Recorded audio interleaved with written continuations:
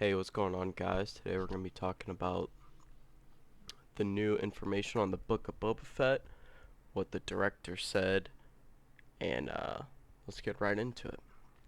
Now, all of the upcoming Star Wars content, the one piece that I would like to talk about, despite on how soon we'll be getting it, is that being this December, it may be the book of Boba Fett.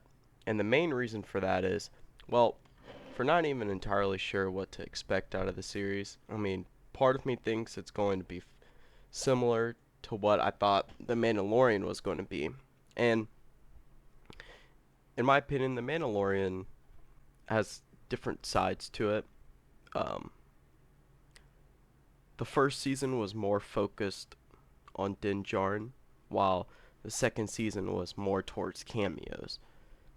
And it doesn't really mean that I don't like cameos, but sometimes The Mandalorian seems, in the first season it was more about Mando, and I guess the second season was really more about Grogu and trying to find where he belongs and get him back with his kind.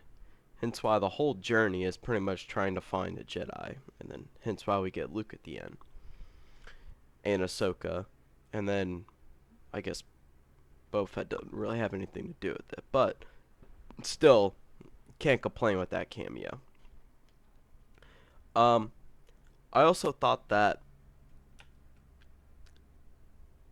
following a bounty hunter that lies in an anti-hero type state, you know, and as we see here, wait until you see it is coming, it'll blow your mind, and that's all I can say. I could talk it up all I want because I know it over delivers. And I guess this might be, I mean, it's kind of hard to base that off of the person that is creating the show in a way, you know? But I mean, if you think about all of his episodes and his characters of playing off the same theme and idea, is that some of the larger overarching story is that it was more towards, like I said, with Din Djarin.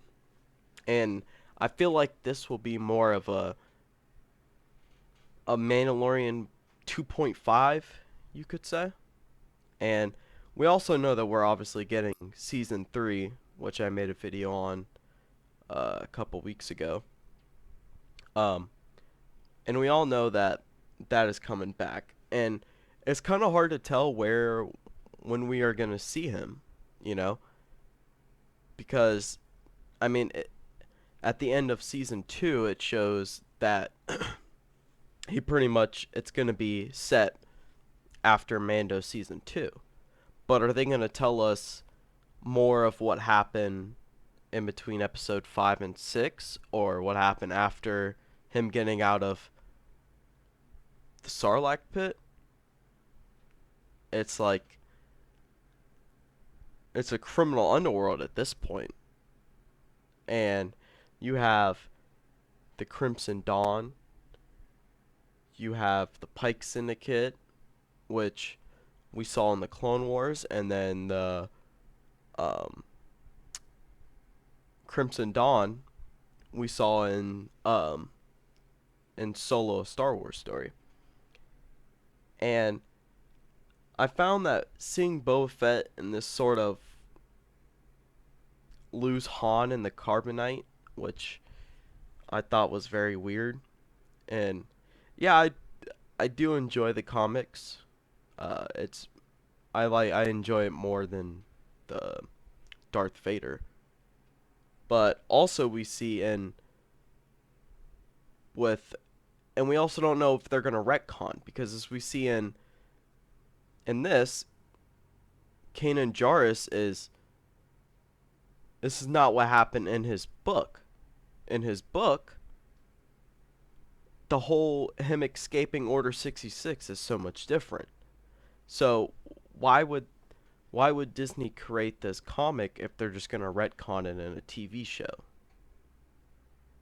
So it seems that it could go either way, and I mean these comics do have like I've said, I enjoy them, but like, if we go into the show and that's what it shows, then what's really the point of these comics? Is it really just not canon, or is it just more for the looks? And you see here, War of the Bounty Hunter is one of the top and most newest, you could say, comics that are out right now. And as we saw on the chart, they're probably one of the most released ones, and I feel like they're the more beloved out of all of the other comics Disney is doing. So that's interesting.